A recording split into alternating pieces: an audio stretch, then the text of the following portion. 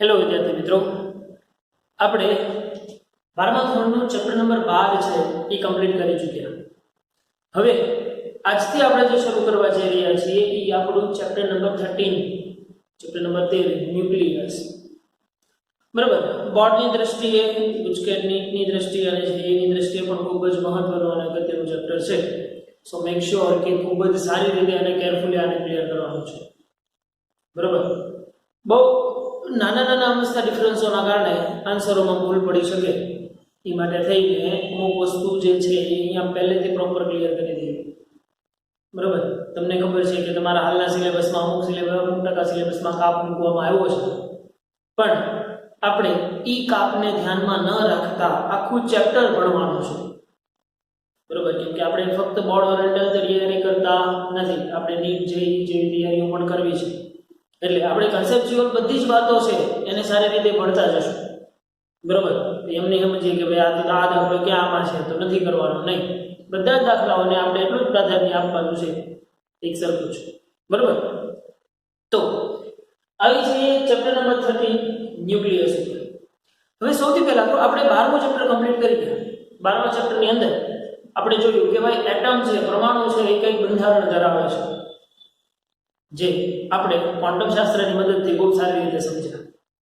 હવે ન્યુક્લિયસ છે તો ન્યુક્લિયસને પણ કંઈક બંધારણ હોવું જોઈએ, કંઈક હશે તે એની કંઈક સ્ટ્રક્ચર હશે, એની રચનામાં પણ કંઈક નવી ઇન્ટરેસ્ટિંગ વસ્તુઓ હશે તે જે આપણને જાણીને કદાચ નવાઈ લાગે. તો આ વસ્તુ ન્યુક્લિયસની શરૂઆતમાં તો ભાઈ રધરફોર્ડની બધા એટમ મોડલ ને બોહર મોડલ આવે, એટમ મોડલની બધી વસ્તુ રજૂ કરવામાં આવી હતી. પરંતુ જે આખો પરમાણુ છે એ પરમાણુના કેન્દ્રની અંદર ધન વીજભાર કેન્દ્રિત છે આટલું ખબર હતી. હજી ન્યુટ્રોનનો તો અહીંયા હજી ઉલ્લેખ નથી. હો ભાઈ, ન્યુટ્રોનનો હજી અહીંયા ઉલ્લેખ નથી કરતા. એટમ ચેપ્ટરની અંદર આપણે માત્ર શું ક્લિયર કર્યું કે ભાઈ ધન વીજભાર છે એ કોઈ એક જગ્યાએ કેન્દ્રિત થઈને બેઠો છે અને ઋણ વીજભાર છે એ એની ફરતે ચક્કર મારે છે. અને ત્યારે આપણે જોયું હતું કે ભાઈ પરમાણુની પરમાણુય ત્રિજ્યા અને ન્યુક્લિયસની ત્રિજ્યા વચ્ચેનો ડિફરન્સ છે એ કેટલો હતો લગભગ આપણે ખબર હોવી જોઈએ. ચેપ્ટરનો અભ્યાસ કરી રહ્યા છીએ ન્યુક્લિયસ, તો કે ભાઈ ન્યુક્લિયસની સાઈઝ પરમાણુના કેન્દ્રની સાઈઝમાં અને એનામાં ફેર છે એ 10⁴ ગણો સમથિંગ આવતો. બરાબર, હવે આની મદદથી તમારે એમ કેવું હોય તો કે ભાઈ પરમાણુનું કદ કરતા ન્યુક્લિયસનું કદ જે છે ઈ કદ, આ તો જે તમને ત્રિજ્યાની વાત કરી હતી ને, આ ત્રિજ્યાની વાત હતી, તો પરમાણુનું કદ જે છે ને એ 10⁻12 ગણું છે. પણ કોના, જો આની અંદર તમારે એનસીઈઆરટી ની અંદર વાપરેલી છે સંજ્ઞાઓ અને શબ્દો, એને ખાસ થોડાક આપણે આપણી ભાષામાં ઢાળવાની ટ્રાય કરવાની. બરોબર, આપણે વાંચશું તે થિયરી એટલે એની અંદર તમને ઘણો બધો આઈડિયા આવી જશે. તો એક વસ્તુ તો ખબર પડી ગઈ કે ભાઈ ન્યુક્લિયસ છે ને એનું કદ એ જગ્યા ખૂબ ઓછી રોકે છે, પરમાણુમાં ખૂબ નાની અમથી જગ્યા રાખે છે. ફોર એક્ઝામ્પલ એક એનું ઉદાહરણ લઉં કે જો આપણે જે રૂમમાં છીએ એ રૂમને એક પરમાણુ લઈ લો, એક પરમાણુ અવડો હોય તો આ રૂમની અંદર રહેલી એક ટાચણીની ટોચ જેટલો ન્યુક્લિયસ છે. જો તમે એક રૂમને એક એટમ લેતા હો, એક પરમાણુ લેતા હો, તો આ રૂમના કેન્દ્રમાં પડેલી એક ટાચણીની ટોચ જેટલો ન્યુક્લિયસ છે. મતલબ ન્યુક્લિયસની સાઈઝ એટલી બધી નાની છે. હવે પાછું કહેવાનો મતલબ પાછો એ બહુ મહત્વનો છે કે ભાઈ ન્યુક્લિયસની સાઈઝ ખૂબ નાની છે, પરંતુ પરમાણુના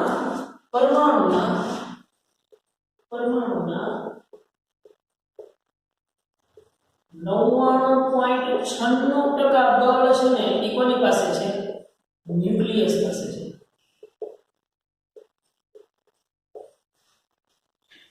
છે ને ઇન્ટરેસ્ટિંગ વસ્તુ. આપણે એટમ ચક્રની અંદર એટલી વસ્તુ તો ક્લિયર કરી કે ભાઈ પરમાણુ છે એમાં કક્ષાઓમાં ઘણો બધો ગેપ છે. ધન વીજભાર એક જગ્યાએ કેન્દ્રિત છે અને એની ફરતે ઇલેક્ટ્રોન ફરે છે, એમાં વચ્ચે ઘણો બધો ગેપ છે, ઘણી બધી જગ્યા છે, સ્પેસ છે, ખાલી અવકાશ છે. તો ભલે પરમાણુની સાઈઝ મોટી છે, એની કરતાં ન્યુક્લિયસની સાઈઝ એનાથી લાખ ગણી નાની છે, પણ છતાંય પરમાણુનો 99.96% દળનો ભાગ છે ને એ ન્યુક્લિયસ પાસે છે. મતલબ પરમાણુ કરતા હેવી એનો ન્યુક્લિયસ છે. ભલે પરમાણુએ જગ્યા વધુ રોકી છે પણ દળ છે એટલું બધું છે નહીં એની પાસે. તો આવા જ ઘણા બધા સવાલો છે, એના જવાબ આની અંદર મેળવવાના છે કે આવું કઈ રીતે પોસિબલ બને. તો આપણે અહીંયાથી દળથી જ શરૂઆત કરીએ કે ભાઈ પરમાણુ દળ કેવી રીતે નક્કી કરવામાં આવે છે. જો દળ માટેના આપણે બેસિક મુદ્દાઓ છે એ લઈએ છીએ કે ભાઈ દળને આપણે કેજીમાં માપીએ છીએ, બરોબર, કે ટનમાં માપીએ છીએ, મણમાં માપીએ છીએ. તો કિલોગ્રામની અંદર દળ માપવું ન્યુક્લિયસનું એ સગવડતા ભર્યું નથી. સગવડતા ભર્યું શું કામ નથી? કેમ કે ભાઈ સ્વાભાવિક છે કે ન્યુક્લિયસનું દળ છે ને ખૂબ જ સૂક્ષ્મ છે, જ્યારે કેજી છે એ ખૂબ જ મોટો માપક્રમ છે, બરોબર. તો આટલા મોટા માપક્રમની મદદથી અવળી નાની અમસ્તી વસ્તુ છે એ માપી શકાય નહીં. એના માટેની એક પદ્ધતિ વિકસાવવામાં આવી જેને C12 પદ્ધતિ પણ કહેવામાં આવે છે. એની આખી પદ્ધતિનો અભ્યાસ તમારે અહીંયા આવતો નથી, પણ જેને C12 પદ્ધતિ કહેવામાં આવે છે. હવે આ C12 પદ્ધતિ એટલે શું છે કે કાર્બનનો એક પરમાણુનો 12મો ભાગ, જેને એક એટમિક માસ યુનિટ કહેવામાં આવશે. પરમાણુનું દળ શેમાં માપવામાં આવે છે ભાઈ? તો કે ભાઈ પરમાણુ ન્યુક્લિયસનું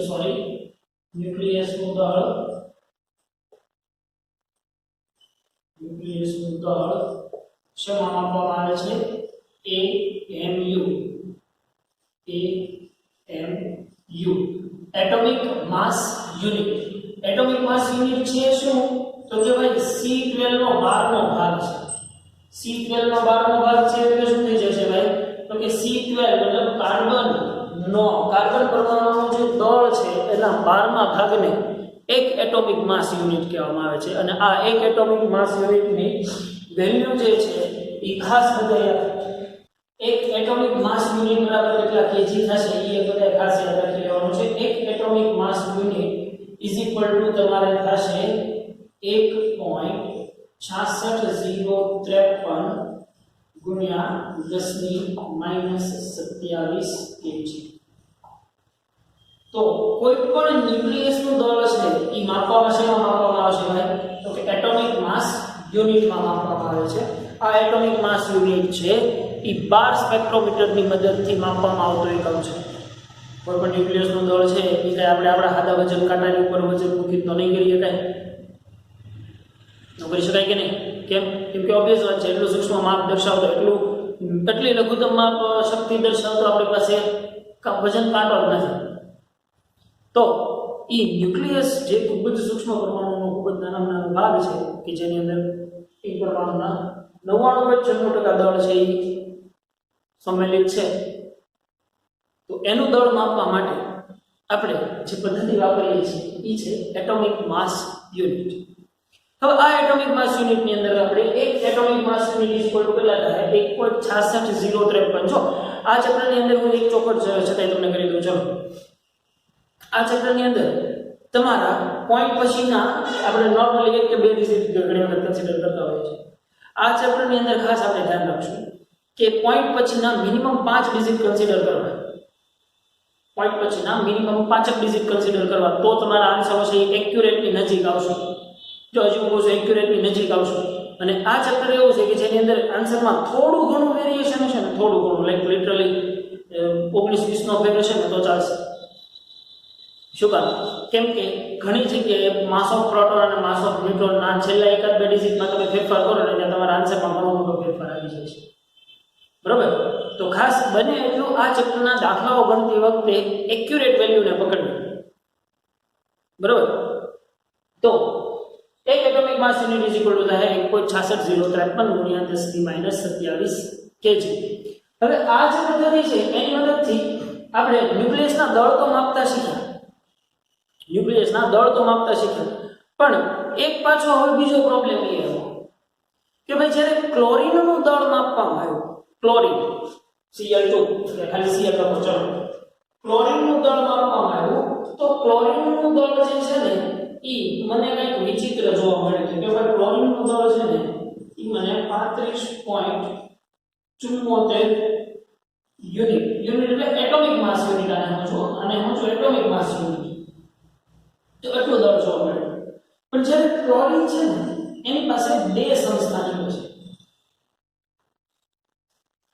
ક્લોરીનને બે સમસ્થાનિકો છે અને આપણને ખબર છે કે સમસ્થાનિકો કોને કહેતા એકદમ કેમિસ્ટ્રીની અંદર ખૂબ સારી રીતે ભણી લેજો આઇસોટોપ્સ ભણી ગયા કે નહીં તો આઇસોટોપ્સ કોને કહેતા કે ભાઈ એનું આવર્ત કોષ્ટકમાં સ્થાન તો એનું જ હોય બસ નંબર ઓફ પ્રોટોન અને ન્યુટ્રોનનો ફેરફાર હોય તો આ જે નંબર ઓફ પ્રોટોન ન્યુટ્રોન એમાંય ચિંતા નથી કરવાની એ વસ્તુ આપણે અહીંયા આઇસોમર આઇસોટોપ આઇસોબાર એ બધી વસ્તુ આપણે ક્લિયર કરવાના છીએ તો ક્લોરીનની અંદર એક વસ્તુ બહુ ઇન્ટરેસ્ટિંગ જોવા મળી કે ક્લોરીનમાં જોવા મળતો એક જે સમસ્થાનિક છે એનું મૂલ્ય જે છે એ લગભગ બરાબર 34.96 સમથિંગ આવી ગયું 34.98 અને ઈ જે ક્લોરીન છે એનો એક સમસ્થાનિક છે જેનું દળ છે એ 34.98 એટોમિક માસ યુનિટ અને બીજો જે હતો ઈ સમસ્થાનિકનું મૂલ્ય 36.98 એટોમિક માસ યુનિટ હવે તમને પ્રશ્ન ઉભો થાય કે આ બે જુદા જુદા સમસ્થાનિકો હોય જો આ સમજો આ રિલેટેડ દાખલાઓ આવશે આવા બે સમસ્થાનિકો છે તો હવે એની ઉપરથી કેમ ખબર પડે ભાઈ કે ક્લોરીનનું એવરેજ દળ કેટલું લેવું તો તમને એમ થાય કે સાહેબ આ બેનો સરવાળો કરીને એની એવરેજ કાઢી નાખો પણ એવરેજ કાઢી શકાશે નહીં કેમ કેમ કે આ બંનેનું પ્રમાણ છે એ કુદરતી રીતે મળવાનું પ્રમાણ છે એક સરખું છે નહીં એક જે છે એ તમને 74 આજે 34.98 એટોમિક માસ યુનિટ દળ ધરાવતું ક્લોરીન જે છે એ તમને 75.4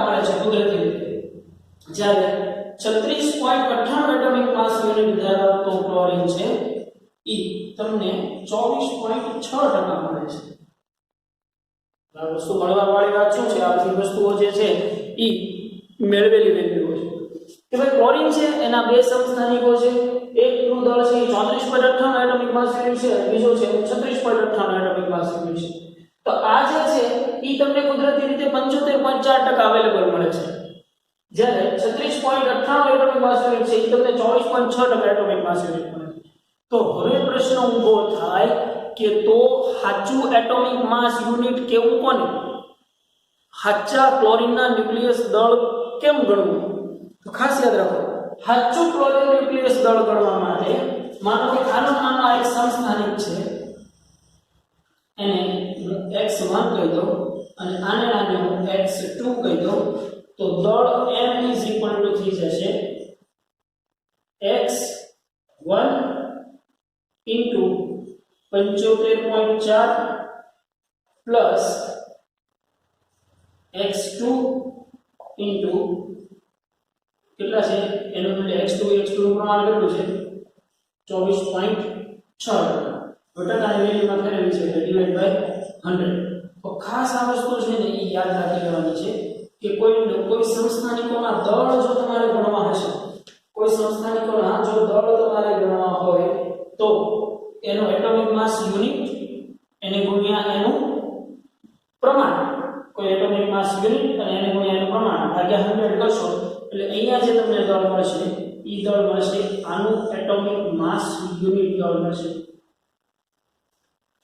ડાયરેક્ટ સરવાળો કરી અને ભાગાકાર કરવાની જરૂર નથી ડાયરેક્ટ સરવાળો કરીને ભાગ્યા 2 કરી નાખવાની જરૂર નથી એવું કરશો તો એ વસ્તુ ખોટી પડશે એટલા માટે ખાસ આ વસ્તુ યાદ રાખવાની છે એવું લાગે તો આ સમીકરણ છે તે લખી નાખજો મેક શ્યોર કે તમારા મટીરીયલમાં લખી જ નાખજો લાગે તો નહીં લખી નાખજો કે સમસ્થાનિક એને ગુણ્યા એનું પ્રમાણ પ્લસ સમસ્થાનિક એને ગુણ્યા એનું પ્રમાણ પ્લસ સમસ્થાનિક ગુણ્યા એનું પ્રમાણ જેટલા સમસ્થાનિકો હોય દાખલા તરીકે સોનું છે તો એના સોનાના 72 થી 73 સમસ્થાનિકો છે તો એ 72 થી 73 ના સરવાળા કરીને એવી રીતે ડિવાઇડ બાય 100 કરો તો તમને સોનાની એવરેજ ન્યુક્લિયસ દળ મળે બરોબર તો એવરેજ ન્યુક્લિયસ દળ છે એ આપણે હંમેશા આ પ્રમાણે શોધીશું અચ્છા હવે આ વસ્તુ તો ખબર પડી ગઈ કે એટોમિક માસ યુનિટના આધારે આપણે કઈ રીતે વેલ્યુ મેળવશું પણ હવે આ વેલ્યુની સાથે સાથે આપણને કંઈક બીજી બધી ઘણી વેલ્યુઓ જાણવા મળી કઈ વેલ્યુ ફોર એક્ઝામ્પલ અત્યાર સુધી આપણે જે હું નક્કી કરતા રહ્યા છીએ હું વિચાર કરતા છીએ કે ભાઈ આ ન્યુક્લિયસ છે એની ફરતે રહેલા આ ઇલેક્ટ્રોન બરાબર તો આ ન્યુક્લિયસ છે ઈ કેવો ન્યુક્લિયસ પોતે કેવો હોય ધન વીજભારિત છે આપણે અહીં ધન વીજભારિત જ ગણ્યો છે કેમ કે આપણને ખબર છે કે જેટલા પ્રોટોન અંદર હશે એટલા જ અહીંયા આગળ શું હશે ઇલેક્ટ્રોન હશે એ તો બેઝિક વાત આપણને ખબર છે કેમ કે તો જ પરમાણુ છે એ વિદ્યુતીય દ્રષ્ટિએ તટસ્થ છે તેમ કહેવાય છે કોઈ પરમાણુ વિદ્યુતીય રીતે તટસ્થ છે તેમ ક્યારે કહેવાય છે કે જ્યારે બહારનો ઋણ વીજભાર અને ન્યુક્લિયસનો ધન વીજભાર બંનેની વેલ્યુ છે એ કેવી હોય સરખી હોય તો જ એને આપણે તટસ્થ પરમાણુ કહી શકીએ તો આ તટસ્થ પરમાણુની અંદર હું હાવ સામાન્ય એક ઉદાહરણ લઈ લઉં હાઇડ્રોજનની વાત કરું તો હવે હાઇડ્રોજન એટલે આપણે આવી રીતે લખીએ છીએ હાઇડ્રોજન 1H1 ડ્યુટેરિયમ કોને કહીએ છીએ 1H2 ટ્રિટિયમ કોને કહીએ છીએ 1H3 કહીએ છીએ ને આ હાઇડ્રોજન આ ડ્યુટેરિયમ અને ટ્રિટિયમ હવે આ હાઇડ્રોજનના અંદર ત્રણ સમસ્થાનિકો છે તો અહીંયા તો આપણને ખબર છે અને આ આપણા માટે બહુ ઈઝી વસ્તુ છે હાઇડ્રોજન છે ને બહુ સારો માણસ છે કે આની ઉપરથી જ ઘણા બધા કન્ક્લુઝન નીકળ્યા તો કે ભાઈ જ્યારે હાઇડ્રોજનનું એકચ્યુઅલ દળ માપવામાં આવ્યું અને એ દળમાંથી ઇલેક્ટ્રોનનું દળ એટલે અહીંયા શું હશે એક પ્રોટોન અને એક ઇલેક્ટ્રોન હશે ન્યુટ્રોન તો હાઇડ્રોજનમાં હશે નહીં તો અહીંયા એક પ્રોટોન અને એક ઇલેક્ટ્રોન હતો હવે જ્યારે એક હાઇડ્રોજન પરમાણુનું દળ કરવામાં આવ્યું દળ માપવામાં આવ્યું બાર સ્પેક્ટ્રોમીટરની મદદથી તો બાર સ્પેક્ટ્રોમીટરની મદદથી જ્યારે હાઇડ્રોજનનું દળ માપવામાં આવ્યું અને એ હાઇડ્રોજનના દળમાંથી એક ઇલેક્ટ્રોનનું દળ બાદ કરવામાં આવ્યું તો તમને એની અંદર જે દળ મળ્યું એ મળ્યું માસ ઓફ પ્રોટોન કહેવાય છે શું કહેવાય છે માસ ઓફ પ્રોટોન હવે આ જે માસ ઓફ પ્રોટોન છે એની વેલ્યુ છે એ કેટલી છે તો કે 1.007727 એટોમિક માસ યુનિટ 1.007727 એટોમિક માસ યુનિટ હવે આની ઉપરથી તમારે અનુમાન કરો છો કેજીમાં જોતું હોય તો કેજીમાં મળી જાય કઈ રીતે મળે તો કે mp = 1.007727 ગુણ્યા એટોમિક માસ યુનિટ હવે એક એટોમિક માસ યુનિટ કેટલા કેજી થાય છે તો એટલા એ કેટલા તો ગુણી નાખો આને ગુણ્યા 1.6603 * 10⁻⁻27 તો તમને અહીંયા જે છે એ મળી જશે માસ of proton E mass of proton છે એની વેલ્યુ પણ ખાસ છે તમારે યાદ રાખી લેવાની છે 1.6726 ગુણ્યા 10⁻⁻27 કેજી આપણે અત્યાર સુધી શું લેતા હતા 1.67 ગુણ્યા 10⁻⁻27 એમ જ વેલ્યુ યાદ રાખતા હતા ને પણ હવેથી આપણે ખાસ 1.6726 ગુણ્યા 10⁻⁻27 KG on the mass of proton બરાબર તો અહીંયા સુધી વાત ક્લિયર થઈ કોના હજી પ્રોટોનના દળની વાત કરી અને ઇલેક્ટ્રોનનું દળ છે એ પણ તમે આવી રીતે અપડેટ નાખો માસ ઓફ ઇલેક્ટ્રોન છે એનું એટોમિક માસ યુનિટ છે 0.055 એટોમિક માસ યુનિટ છે હવે આને તમારે કેજી માં છે કન્વર્ટ કરી નાખવાનું બધાએ પોતાની રીતે અને બધાએ તમારે પોતાની રીતે કેજી માં કન્વર્ટ કરી નાખવાનું છે કેજી માં કન્વર્ટ કરવા માટે શું કરશો 0.00055 into 1.6603 ગુણ્યા 10⁻⁻27 કરશો એટલે તમને માસ ઓફ ઇલેક્ટ્રોન મળી જશે કેજી ની અંદર તો હવે ઇલેક્ટ્રોન ની વાત થઈ ગઈ પ્રોટોન ની વાત થઈ ગઈ ખબર પડી ગઈ તો હવે ઇન્ટરેસ્ટિંગ વસ્તુ એ છે કે અહીંયા તો એક પ્રોટોન અને એક ઇલેક્ટ્રોન હતો તો ડ્યુટેરિયમ ની અંદર પણ એક જ પ્રોટોન છે એવી જ રીતે ટ્રિટિયમ છે એની અંદર પણ એક જ પ્રોટોન છે તો છતાંય આ બે ત્રણ શું દર્શાવે છે ત્યાંથી શરૂઆત થાય છે ન્યુટ્રોનના શોધની હાઇડ્રોજન જેવા સિમ્પલ પરમાણુ માટેની વાત તો બરોબર હતી કે એની પાસે એક પ્રોટોન છે અને એક ઇલેક્ટ્રોન છે એટલે તટસ્થ પરમાણુ થઈ ગયું પણ એનો સમસ્થાનિક ડ્યુટેરિયમ કે જે કુદરતી રીતે નથી મળતો અને ટ્રિટિયમ એ પણ કુદરતી રીતે નથી મળતો આ બંનેની લેબમાં બનાવવા પડે છે કુદરતી રીતે મળે છે માત્ર પણ હાઇડ્રોજન જ મળે છે એના બે સમસ્થાનિકો છે એ મળતા નથી પણ એના બે સમસ્થાનિકો બનાવી શકાય લેબની અંદર તો કે આની અંદર કંઈક વધારાનું દળ છે જો આનું દળ જ્યારે આના ત્રણેયના દળનો ગુણોત્તર મેળવવામાં આવ્યો ને ત્યારે આ ગુણોત્તર 1:2:3 મળ્યો એકના એક જ પરમાણુના ન્યુક્લિયસના દળનો ગુણોત્તર 1:2:3 મળ્યો, મતલબ કે આની કરતા આ બમણું ને એની કરતા આ ત્રણ ગણું, આના કરતા આ ત્રણ ગણું, આના કરતા આ બમણું છે. તો આવું શું કામ? તો એનો મતલબ એમ થાય કે ન્યુક્લિયસની અંદર હજી કંઈક એવો કણ હશે. હવે જો હું વિદ્યુતભારિત કણ તો નહીં બોલી શકું. કેમ નહીં બોલી શકું? કેમ કે જેટલા પ્રોટોન છે એટલા ઇલેક્ટ્રોન છે. પ્રોટોન ઇલેક્ટ્રોનને તો બેલેન્સ કરી દીધા છે. તો પ્રોટોન ઇલેક્ટ્રોનને જો બેલેન્સ કરી દીધા હોય તો હવે કોઈ વધારાનો વિદ્યુતભાર છે એમ તો હું નહીં કહી. પણ હવે હું એમ ચોક્કસ કહી દઈશ કે ન્યુક્લિયસની અંદર હજી કોઈ તટસ્થ કણ રહેલો છે. ન્યુક્લિયસની અંદર હજી કોઈ તટસ્થ કણ રહેલો છે. ઈ તટસ્થ કણ છે ને ઈ પરિણામે એના ન્યુક્લિયસનું દળ વધારે છે. અને એનું મૂલ્ય પણ, એટલે એ જે દળ છે ને એનું મૂલ્ય પણ પ્રોટોનના દળના મૂલ્યના પૂર્ણ ગુણાંક જેટલું, લગભગ બરાબર પૂર્ણ ગુણાંક જેટલું આવે. તો આની પરથી એ જે વસ્તુ સાબિત થશે કે પ્રોટોન અને ન્યુટ્રોનનું દળ લગભગ બરાબર આપણે સરખું લઈ શકીએ છીએ. પણ ત્યાંથી એ વસ્તુની શરૂઆત થાય છે ન્યુટ્રોનની શોધથી. તો કે ભાઈ જ્યારે એકના એક જ આવર્ત કોષ્ટકની અંદર એક જ સ્થાનમાં રહેલા પરમાણુના જુદા જુદા સમસ્થાનિકો જોવામાં આવે છે ત્યારે અમુકના દળોમાં તફાવત જોવા મળે છે. તો આ દળોનો તફાવત સર્જાયો કઈ રીતે? તો કે ભાઈ બધામાં નંબર ઓફ પ્રોટોન તો સરખા છે, નંબર ઓફ ઇલેક્ટ્રોન્સ એ સરખા છે. તો એનો મતલબ એમ થાય કે એની પાસે કંઈક બીજો વધારાનો તટસ્થ કણ રહેલો હશે. અને એ તટસ્થ કણને આપણે આગળ જતા નામ આપ્યું ન્યુટ્રોન. શું નામ આપ્યું? ન્યુટ્રોન. કે જે વિદ્યુતભારની દ્રષ્ટિએ કેવા છે? તટસ્થ છે. અને માસ ઓફ ન્યુટ્રોન જે છે એનું દળ જ્યારે માપવામાં આવે, હવે એ ન્યુટ્રોનનું દળ શેની મદદથી માપવામાં આવે ખબર છે? એ જ્યારે હું ડ્યુટેરિયમ લઉં, હવે આનું આખાનું દળ જે છે એ માનો કે કોઈ ખાલી જગ્યા kg છે, અથવા તો એમ ખાલી જગ્યા એટોમિક માસ યુનિટ છે, એમાંથી હું માસ ઓફ હાઇડ્રોજન બાદ કરી નાખું. હવે જુઓ છે, માસ ઓફ હાઇડ્રોજન બાદ કરી નાખું તો જે મને મળશે ઈ કોનો એટોમિક માસ છે? ન્યુટ્રોનનું હશે. કેવી રીતે મળ્યું છે ન્યુટ્રોનનું દળ?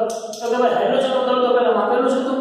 તો જ્યારે પહેલા ડ્યુટેરિયમનું આખું દળ માપેલું છે, તો ડ્યુટેરિયમના આખા દળમાંથી હાઇડ્રોજનનું દળ હું બાદ કરી નાખું. હાઇડ્રોજનનું દળ મતલબ એક પ્રોટોનનું દળ હું બાદ કરી નાખું તો વધશે શું વધશે? એક ન્યુટ્રોનનું દળ વધશે. તો આ જે ન્યુટ્રોનનું દળ છે એ ન્યુટ્રોનના દળની વેલ્યુ જે છે એ ખાસ અહીંયા આપણે લખી નાખીએ ભાઈ કે માસ ઓફ ન્યુટ્રોન જે એટોમિક માસ યુનિટની અંદર થાય છે 1.0066 something, I think 1.0066 886 sorry 1.00866 atomic mass unit થાય છે. હવે આને તમારે કેજીમાં કન્વર્ટ કરવું હોય તો તમે કરી શકો. શું કરશો? mn mass of neutron is equal to 1.00866 ગુણ્યા શું થઈ જશે? 1.66053 ગુણ્યા 10⁻⁷. એટલે આ જે તમને મળશે એ શું મળશે? માસ ઓફ ન્યુટ્રોન મળશે. શેમાં મળશે? ઇન કેજીમાં મળશે. તો આવી રીતે એક નવો કણ કે જે વિદ્યુતભારની દ્રષ્ટિએ કેવો છે? તટસ્થ છે, જેને આપણે શું નામ આપ્યું? ન્યુટ્રોન નામ આપ્યું. હવે આગળ જતા આની નાની ઘણી વસ્તુમાં આપણે આઇસોમર, આઇસોટોપ્સ, આઇસોબાર એ બધાની ચોખવટ કરવાની જ છે. પણ એટલી વસ્તુ ખબર હોવી જોઈએ કે ન્યુક્લિયસના પરમાણુથી શરૂ કરી અને આપણે ન્યુટ્રોન સુધી અહીંયા પહોંચ્યા છીએ છે. બરાબર? શરૂઆતની થિયોરિટિકલ વાતો જ છે જેને ખૂબ સરખી રીતે સમજવી પડશે. બરાબર? આપણે હજી અમને આની જ વસ્તુ છે એને લાઈન ટુ લાઈન ચાલતા જઈએ અને સમજીએ. કેમ મેં કીધું એની જેમ એનસીઆરટીનું ટ્રાન્સલેશનની અંદર તમને ખબર છે લેંગ્વેજ છે ઇટ્સ અ વેરી ખાલી જગ્યા. તો આપણે એને આપણી ભાષામાં, સરળ ભાષામાં જે આપણને સમજાય છે એવી ભાષાની અંદર સમજવી પડશે. બરાબર? તો જોઈએ ભાઈ ન્યુક્લિયસની થિયરી. પ્રસ્તાવના અગાઉના પ્રકરણમાં આપણે શીખી ગયા કે દરેક પરમાણુમાં ધન વિદ્યુતભાર અને દળ ઘનિષ્ઠ રીતે પરમાણુના કેન્દ્ર પર સંકેન્દ્રિત થયેલો હોય છે અને તેને ન્યુક્લિયસ અથવા તો નાભી વચ્ચે છે. સમગ્રપણે ન્યુક્લિયસના પરિમાણ પરમાણુના પરિમાણ કરતાં ઘણા નાના હોય છે. પરિમાણ મતલબ એની સાઈઝ જે છે ન્યુક્લિયસની સાઈઝ છે એ પરમાણુની સાઈઝ કરતાં ઘણી બધી નાની હોય છે. આલ્ફા કોરોના પ્રક્રિયાના પ્રયોગે દર્શાવ્યું કે ન્યુક્લિયસની ત્રિજ્યા પરમાણુની ત્રિજ્યા કરતાં 10⁴ ગણી નાની છે. આનો અર્થ એ થાય કે ન્યુક્લિયસનું કદ પરમાણુના કદ કરતાં 10⁻12 ગણું છે. 10⁻12 ગણું વધુ છે એટલે કે વધુ ન કહેવાય, ઓછું કહેવાય. બરોબર? એટલે જો આના સેન્ટેન્સને ખાલી આમ ને આમ ગણાવ્યું છે, પણ આપણે કહેવાનો મતલબ શું કે પરમાણુના કદ કરતાં ન્યુક્લિયસનું કદ છે 10⁻12 ગણું નાનું છે. બરોબર? બીજા શબ્દોમાં પરમાણુ લગભગ ખાલી છે.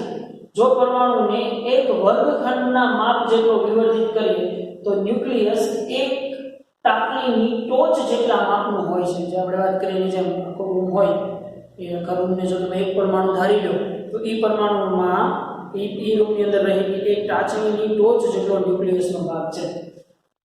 આમ હોવા છતાં ન્યુક્લિયસ પરમાણુનું લગભગ બધું 99.9% કરતાં પણ વધુ દળ ધરાવે છે. આપણે અહીંયા કીધું 99.96% દળ જેટલું દળ છે એ ન્યુક્લિયસ ધરાવે છે. મતલબ કે ન્યુક્લિયસ દળની દ્રષ્ટિએ હેવી છે પણ કદની દ્રષ્ટિએ ઘણું બધું નાનું છે. શું ન્યુક્લિયસના પરમાણુને હોય છે તેમ બંધારણ છે? જો હોય તો ન્યુક્લિયસના ઘટકો ક્યાં ક્યાં છે, તેઓ કેવી રીતે એક સાથે જોડાયેલા છે, આ બધા જ સવાલોના જવાબ છે એ આપણે આ ચેપ્ટરના એન્ડ સુધીમાં ભણી લેવાનું છે. તો આપણે કરીએ ટોપિક શરૂ, પરમાણુ દળો અને ન્યુક્લિયસનું બંધારણ. તો કે ભાઈ પરમાણુનું દળ કિલોગ્રામની સરખામણીએ ઘણું નાનું છે. દાખલા તરીકે કાર્બન પરમાણુ C12 નું દળ 1.99264 7 × 10⁻26 kg જેટલું છે. આવી નાની રાશિઓ માપવા માટે કિલોગ્રામ બહુ સગવડતાભર્યો એકમ નથી. આથી પરમાણુ દળોને દર્શાવવા માટે દળનો જુદો એકમ વપરાય છે. આ એકમ એટોમિક માસ યુનિટ યુ અથવા તો આપણે એને AMU પણ કહીએ છીએ, જેને કાર્બન C12 ના દળના 12મા ભાગ તરીકે વ્યાખ્યાયિત કરી શકાય છે. જ્યારે કાર્બનના દળનો 12મો ભાગને એક એટોમિક માસ યુનિટ કહેવાય. તો કાર્બનનું દળ એનો 12મો ભાગ એટલે એક atomic mass unit is equal to 1.66053 × 10⁻27 kg. Minimum 5 digit તો આપણે લેવા છે. નવ તો ધ્યાન રાખો, મોરો તો ડઝન્ટ મેટર. આમ જુદા જુદા તત્વોના પરમાણુ દળોને એટોમિક માસ યુનિટમાં દર્શાવતા હાઇડ્રોજન પરમાણુના દળના પૂર્ણાંક ગુણાંકની નજીકમાં હોવાનું જણાય છે. કેમ કે hydrogen is a single proton કે નહીં, તો એ સિંગલ પ્રોટોનની દળ દર્શાવતો હોય તો જો કે આ નિયમને ઘણા નોંધપાત્ર અપવાદો છે. દાખલા તરીકે ક્લોરીન પરમાણુ કે જેનો દળ છે 35.46 એટોમિક માસ યુનિટ છે. પરમાણુ દળોનું ચોકસાઈભર્યું માપન માસ સ્પેક્ટ્રોમીટર વડે થાય છે. પરમાણુ દળોનું માપન એક જ તત્વના વિવિધ પ્રકારના પરમાણુઓ કે જેઓ એક સમાન રાસાયણિક ગુણધર્મો ધરાવે પરંતુ દળમાં એક જુદા જુદા હોય તેમનું અસ્તિત્વ હોવાનું દર્શાવે છે. કે ભાઈ એકના એક તત્વના જુદા જુદા દળવાળા પદાર્થો પણ આપણને જોવા મળે, જેને આપણે આગળ જતા આઇસોટોપ્સ કહીશું. તો એક જ તત્વ પણ દળમાં જુદા જુદા હોય તેવા પરમાણુઓના પ્રકારને સમસ્થાનિકો અથવા તો આઇસોટોપ્સ કહે છે. ગ્રીકમાં હવે આને આ વસ્તુ છે ને અહીંયા લખતા જવાનું તો વધારે સારું પડશે. આઇસોટોપ્સ આવશે, પછી આઇસોમર આવશે, આઇસોબાર આવશે, એ બધાની ચર્ચા કરતા જઈએ. ચલો સાથે સાથે તો કે ભાઈ આઇસોટોપ, હવે એક વસ્તુ તો આપણને ખબર પડી ગઈ કે ભાઈ કોઈ x તત્વ હોય એનો પરમાણુ ક્રમાંક Z છે એ ક્યાં લખાશે? નીચે લખાશે. અને પરમાણુ ક્રમાંક A છે, પરમાણુ ભાર A છે એ ક્યાં લખાશે? ઉપર લખાશે. બરોબર? તો હવે તમને ખબર છે કે Z શું કહેવાય છે? તો કે Z ઇઝ ઇક્વલ ટુ થશે નંબર ઓફ પ્રોટોન અને નંબર ઓફ ઇલેક્ટ્રોન. થશે કે નહીં? Z એટલે શું થાય? નંબર ઓફ પ્રોટોન અથવા તો નંબર ઓફ ઇલેક્ટ્રોન્સ પણ થાય. અને A ઇઝ ઇક્વલ ટુ શું થશે? તો કે A is equal to number of proton plus number of neutron થશે. પરમાણુ દળાંક એટલે પ્રોટોન અને ન્યુટ્રોનનો સરવાળો. તો સમસ્થાનિકો એક જ તત્વના પણ દળમાં જુદા જુદા હોય તેવા પરમાણુઓના પ્રકારને સમસ્થાનિકો કહેવામાં આવે છે. તો કે ભાઈ સમસ્થાનિકો કોને કહેવાશે? એ શોર્ટમાં આપણે યાદ રાખવા માટે લખી નાખીએ. સમસ્થાનિકો કે જેના z સમાન પરંતુ એ કેવા થશે? જુદા જુદા થશે. કે જેનો પરમાણુ ક્રમાંક સરખો છે પણ પરમાણુ દળાંક કેવો છે જુદો જુદો, જેને આપણે કહેવામાં આવશે એના સમસ્થાનિકો. દાખલા તરીકે હાઇડ્રોજન અને ડ્યુટેરિયમ અને ટ્રિટિયમ, તો આ બધા છે એકબીજાના કેવા કહેવાય સમસ્થાનિકો કહેવાય. એના જો પરમાણુ ક્રમાંક સરખા છે પરંતુ પરમાણુ દળાંક છે એ કેવા છે જુદા જુદા છે, તો આને એકબીજાના સમસ્થાનિકો અથવા તો આઇસોટોપ્સ કહેવામાં આવશે. ગ્રીકમાં આઇસોટોપ્સ એટલે કે તે જ સ્થાન એટલે કે તત્વના આવર્ત કોષ્ટકમાં તેઓ એક જ સ્થાનમાં રહે છે. આ બધાને આવર્ત કોષ્ટકમાં તો એક જ જગ્યાએ દર્શાવવામાં આવશે, હાઇડ્રોજનની જગ્યાએ ભલે એના સમસ્થાનિકો છે. તો લગભગ દરેક તત્વના ઘણા સમસ્થાનિકોનું મિશ્રણ ધરાવતો હોવાનું જણાવ્યું હતું. તો વિવિધ સમસ્થાનિકોનું સાપેક્ષ પ્રમાણ જુદા જુદા તત્વોમાં જુદું જુદું હોય છે. હાઇડ્રોજન છે તો એનું પ્રમાણ એક જુદું છે. જો ક્લોરીન છે તો તમને ખબર છે કે આ X1 છે એનું પ્રમાણ એટલું છે, X2 છે એનું પ્રમાણ એટલું છે. એની બદલે તમે કોઈ પણ હાઇડ્રોજન લો તો આમાં એક સરખું પ્રમાણ ન હોય. મતલબ કે ભાઈ દરેક તત્વ છે એ કુદરતી રીતે કે પ્રાકૃતિક રીતે મળી આવવાની સંભાવના અને શક્યતાનું પ્રમાણ છે એ જુદું જુદું છે. એના આધાર ઉપર એના ન્યુક્લિયસના દળો છે એ પણ કેવા થશે જુદા જુદા થશે. એટલા માટે દાખલા તરીકે ક્લોરીન કે જે 34.98 એટમિક માસ યુનિટ અને 36.98 એટમિક માસ યુનિટ દળના બે સમસ્થાનિકો છે, તે હાઇડ્રોજનના દળના પૂર્ણ ગુણાંકની નજીક છે. હાઇડ્રોજનના દળના પૂર્ણ ગુણાંકની નજીક જ હશે બધા. કેમ કે હાઇડ્રોજન હેઝ 1 પ્રોટોન. એના પૂર્ણ ગુણાંક એટલે કે એનાથી બમણો કરો તો કેવું થઈ ગયું ડ્યુટેરિયમ થઈ ગયું, એને 3 ગણો કરો તો ટ્રિટિયમ થઈ ગયું, હિલિયમ કરવું હોય તો 4 ગણો થઈ ગયું. કહેવાનો મતલબ હું કે હાઇડ્રોજન છે એ સિંગલ છે, એને ગુણ્યા 1 કે 2 કે 3 કે 4 કે 5 કે 6 કે 7 ગમે એટલા પૂર્ણ ગુણાંકમાં ગુણતા જશો તો એને અકોર્ડિંગ તમને પરમાણુ છે એ મળશે, પરમાણુ દળાંક મળશે. તો આ સમસ્થાનિકોનું સાપેક્ષ પ્રમાણ અનુક્રમે 75.4 અને 24.6% છે. તો આમ ક્લોરીન પરમાણુનું સરેરાશ દળ આ બે સમસ્થાનિકોના દળોના ભારિત સરેરાશ પરથી જ મળે છે. તે મુજબ જો આનું પ્રમાણ એની વેલ્યુ, આનું પ્રમાણ અને એની વેલ્યુ ભાગ્યા 100 કરો એટલે તમને 35.74 એટમિક માસ યુનિટ ક્લોરીનના ન્યુક્લિયસનું દળ મળે. તો જે ક્લોરીન પરમાણુના દળ સાથે સામ્યતા ધરાવે છે, સૌથી હલકા તત્વ હાઇડ્રોજન માટે પણ જો હાઇડ્રોજન માટે 1.0078 2.0141 અને 3.100160 ના 3 સમસ્થાનિકો છે. આ હાઇડ્રોજનનું, આ ડ્યુટેરિયમનું દળ અને આ ટ્રિટિયમનું દળ છે. તો હાઇડ્રોજનના સૌથી હલકા પરમાણુ કે જેનું સાપેક્ષ પ્રમાણ 99.985% છે, તેને ન્યુક્લિયસને પ્રોટોન કહેવામાં આવે છે. કીધું ને આપણે સૌથી પહેલા શું કર્યું, હાઇડ્રોજનનું માસ સ્પેક્ટ્રોમીટરની મદદથી દળ માપી લીધું, એમાંથી ઇલેક્ટ્રોનનું દળ બાદ કરી નાખ્યું એટલે તમને મળ્યું શું મળ્યું એક પ્રોટોનનું દળ મળ્યું. કેમ કે હાઇડ્રોજન પાસે ન્યુટ્રોન નથી પણ હાઇડ્રોજનના જે સમસ્થાનિકો છે ને એની પાસે ન્યુટ્રોન છે પાછળ. શું હાઇડ્રોજન પાસે માત્ર એક પ્રોટોન છે, એની પાસે ન્યુટ્રોન છે નહીં, પણ હાઇડ્રોજનનો સમસ્થાનિક ડ્યુટેરિયમ છે એની પાસે એક પ્રોટોન છે અને એક ન્યુટ્રોન છે, અને એનો બીજો સમસ્થાનિક ટ્રિટિયમ છે એની પાસે એક પ્રોટોન અને 2 ન્યુટ્રોન છે. તો પ્રોટોનનું દળ અહીંયાથી તમને ક્લિયર થાય તો કે ભાઈ પ્રોટોનનું દળ 1.00727 એટમિક માસ યુનિટ અથવા કેજીમાં કેવું હોય તો 1.6726 × 10⁻²7 કેજી. આ મૂલ્ય હાઇડ્રોજન પરમાણુનું દળ, હાઇડ્રોજન પરમાણુનું દળ ખરેખર એટલું આવે છે, એમાંથી ઇલેક્ટ્રોનનું દળ 0.00055 બાદ કરવાથી મળે છે. હાઇડ્રોજનના બીજા બે સમસ્થાનિકો ડ્યુટેરિયમ અને ટ્રિટિયમ કહે છે. ટ્રિટિયમના ન્યુક્લિયસ અસ્થાયી હોવાથી કુદરતમાં મળતા નથી પણ પ્રયોગશાળામાં કૃત્રિમ રીતે વપરાય છે. ન્યુક્લિયસમાંનો ધન વિદ્યુતભાર એ પ્રોટોનનો ધન વિદ્યુતભાર છે અને પ્રોટોનને 1 એકમનો મૂળભૂત વિદ્યુતભાર છે અને તે સ્થાયી છે. એટલા માટે જ પ્રોટોન જો હાઇડ્રોજન છે એ સ્થાયી કહેવામાં આવે છે. અગાઉ એવું માનવામાં આવતું હતું કે ન્યુક્લિયસ ઇલેક્ટ્રોન ધરાવતા છે. બહુ પહેલા કે જ્યાં સુધી ખરેખર કોઈને કાંઈ નથી ખબર કે ન્યુક્લિયસની અંદર માત્ર ધન વીજભાર જ છે, ત્યાં સુધી એમ કહેતા હતા કે ન્યુક્લિયસ છે એ પણ કાંઈક ઋણ વીજભાર ધરાવતો હશે. કેમ કે ગમે એમ કરી તો એને આપણે તટસ્થ દેખાડવો છે. તટસ્થ દેખાડવો હોય તો આપણે શું દેખાડીએ કે ભાઈ એના લગ્ન થઈ ગયેલા છે, ટૂંકમાં પ્રોટોન છે તો એની પાસે ઇલેક્ટ્રોન છે તો તટસ્થ દર્શાવતા હતા. પણ આપણે રધરફોર્ડ મોડેલ અને બોહર મોડેલ ઉપરથી હવે ખબર પડી ગઈ કે ન્યુક્લિયસની અંદર કોઈ ઋણ વીજભાર છે નહીં. ઋણ વીજભાર માત્ર ન્યુક્લિયસની આસપાસ ફરે છે. પછી ક્વોન્ટમ સિદ્ધાંતો પર આધારિત દલીલો વડે તે નકારવામાં આવ્યું હતું. પરમાણુના બધા ઇલેક્ટ્રોન ન્યુક્લિયસની બહાર છે. આપણે જાણીએ છીએ કે પરમાણુના ન્યુક્લિયસની બહાર આવા ઇલેક્ટ્રોનની સંખ્યા તે પરમાણુ ક્રમાંક Z છે, જે આપણે અહીં ચર્ચા કરી. આમ પરમાણુના ન્યુક્લિયસ ઇલેક્ટ્રોનનો કુલ વિદ્યુતભાર -Z છે અને પરમાણુના તટસ્થ હોવાથી ખરેખર ન્યુક્લિયસનો વિદ્યુતભાર +Z છે.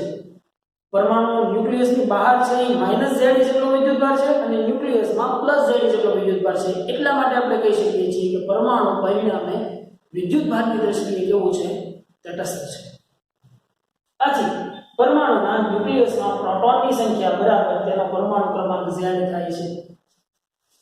પ્રોટોનની સંખ્યા બરાબર એનો પરમાણુ ક્રમાંક Z થાય છે. મતલબ જેટલો ધન વિજભાર છે એટલો જ ઋણ વિજભાર છે, એટલે તે વિદ્યુતભારની દ્રષ્ટિએ કેવા છે? તટસ્થ છે તેમ કહેવાય છે. હવે વાત કરીએ ન્યુટ્રોનની શોધ.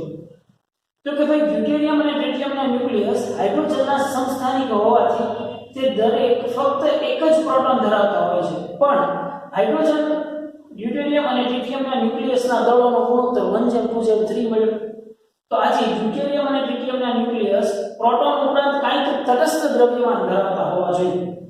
આ સમસ્યાઓના ન્યુક્લિયસમાં હાજર એવા આ તટસ્થ દ્રવ્યમાનનો જથ્થો પ્રોટોનના દળના એકમમાં આવર્તતા અનુક્રમે લગભગ 1 અને 2 છે. 1 અને 2 છે મતલબ કે પ્રોટોનના દળ કરતા અહીંયા એનું દળ બમણું થાય છે, અહીંયા એની કરતા તેનું દળ ત્રણ થાય છે. મતલબ કે આ અહીંયા જે એક પ્રોટોન હતો એના જેવો જ કોક અહીંયા બીજો અને અહીંયા એના જેવા બે બીજા છે, એના જેટલા જ દળ ધરાવતા બે બીજા છે. એટલે આ વાક્યને હરખું સમજો. અહીંયા એક પ્રોટોન જ હતો, અહીંયા એક પ્રોટોન તો છે તે, પણ એની સિવાયનો કોઈ બીજો એક દ્રવ્યમાન, બીજો એક દળ ધરાવતો કણ છે અને અહીંયા આની કરતા બે વધારાના દળ ધરાવતા કણો છે એમ કહેવા માંગે છે. આ હકીકત દર્શાવે છે કે પરમાણુના ન્યુક્લિયસ પ્રોટોન ઉપરાંત જે તટસ્થ દ્રવ્યમાન ધરાવે છે તે મૂળભૂત એકમના પૂર્ણાંક ગુણાંક જેટલું છે. આ અધિકાર 1932 માં જેમ્સ ચેડવિકે ચકાસ્યો હતો. જેમ્સ ચેડવિકે ખરેખર ન્યુક્લિયસમાં બહુ સારું કામ કરેલું છે. જેમ્સ ચેડવિકની બુકો તમે વાંચો તો તમને બહુ મજા આવે એવી વસ્તુ છે કે ન્યુક્લિયસ ને જો બહુ ડીપલી સમજવામાં આવે ને, જો તમે એક વખત તમે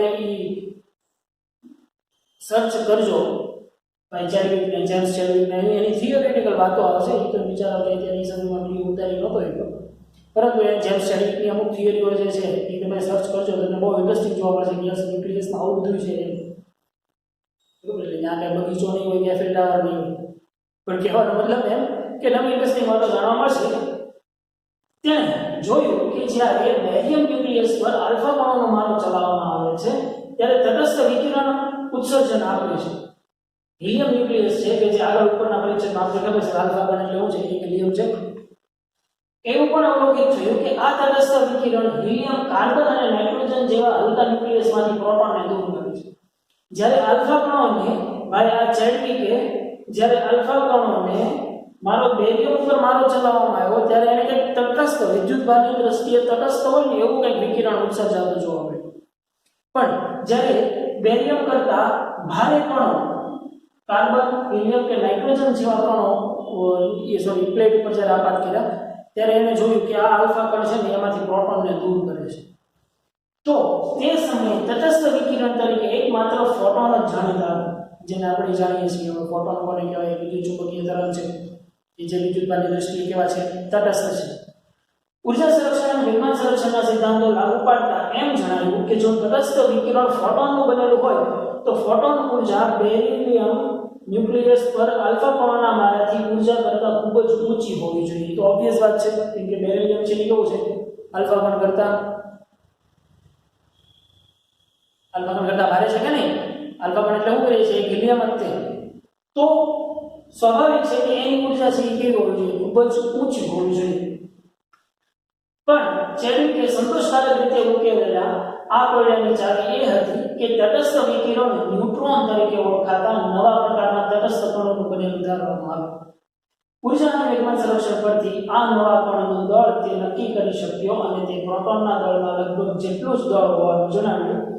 અત્યારે ન્યુટ્રોનનું દળ વધુ ચોકસાઈપૂર્વક જાણી શકાયું છે. તો માસ ઓફ ન્યુટ્રોન 1.00866 એટોમિક માસનું, કે જેને કેજીમાં કન્વર્ટ કરો તો 1.6749. આ છે 1.6726 અને આ છે 1.6749. ખાસ આ વેલ્યુઓ છે ને એક લખી રાખજો, તમારી બુકમાં આપેલી છે પણ એને અલગથી ઉપર કોર્નર ઉપર લખી રાખજો. ન્યુટ્રોનની તેની શોધ માટે ચાઇનીઝ ભૌતિક વૈજ્ઞાનિકને 1935 માં નોબેલ પ્રાઇઝ પણ મળેલું છે. આમ મુક્ત ઇલેક્ટ્રોન્સથી વિપરીત મુક્ત ન્યુટ્રોન્સ અસ્થાયી છે. તે એક પ્રોટોન, એક ઇલેક્ટ્રોન અને એક એન્ટી ન્યુટ્રિનો વિશે આપણે આગળ ખૂબ સારી રીતે ડિટેલમાં ભણવાનું છે, ચિંતા ન કરતા. એન્ટી ન્યુટ્રિનો એક અન્ય મૂળભૂત કણ છે. આમાં વિભાજન પામે છે અને તે 1000 સેકન્ડનો સરેરાશ જીવનકાળ ધરાવે છે. નો ડાઉટ આપણે જે જીવનકાળ સરેરાશ અર્ધાયુ જીવનકાળ એ બધી વસ્તુ આ ચેપ્ટરમાં ક્લિયર કરવાની છે. તો હવે ન્યુક્લિયસનું બંધારણ છે આપણે બહુ ક્લિયર થઈ ગયું. તો કે ભાઈ Z પરમાણુ ક્રમાંક દર્શાવે છે, જે પ્રોટોનની સંખ્યા દર્શાવે છે. N છે એ ન્યુટ્રોનનો પરમાણુ ક્રમાંક, ન્યુટ્રોન ક્રમાંક છે, જે ન્યુટ્રોનની સંખ્યા દર્શાવે છે. અને A છે એ પરમાણુ દળાંક, જે Z + N જેટલું થાય છે. Z + N જેટલું થાય છે. માસ of neutron + mass of proton. Proton અને ન્યુટ્રોન માટે ન્યુક્લિયોન શબ્દ વપરાય છે. ખાસ આ શબ્દ છે ને એને હું તો કહું છું ગોખી મારજો, કેમ કે ઘણા બધા દાખલાઓની અંદર ન્યુક્લાઇડ, ન્યુક્લિયોન એવા શબ્દોનો પ્રયોગ થશે. તો આ બધા ડિફરન્સો છે ને ક્લિયર કરવા પડશે કે પ્રોટોન અને ન્યુટ્રોનને શું કહેવામાં આવે છે, ન્યુક્લિયોન કહેવામાં આવે છે. ખાસ સમજો, ન્યુક્લિયોન કોને કહેવામાં આવે છે, પ્રોટોન અને ન્યુટ્રોન. કેમ કે ભાઈ ન્યુક્લિયસની અંદર રહેલા સભ્યોને ન્યુક્લિયોન કહેવાય. તો ન્યુક્લિયસની અંદર કોણ કોણ રહેલા છે, તો કે ભાઈ પ્રોટોન અને ન્યુટ્રોન છે.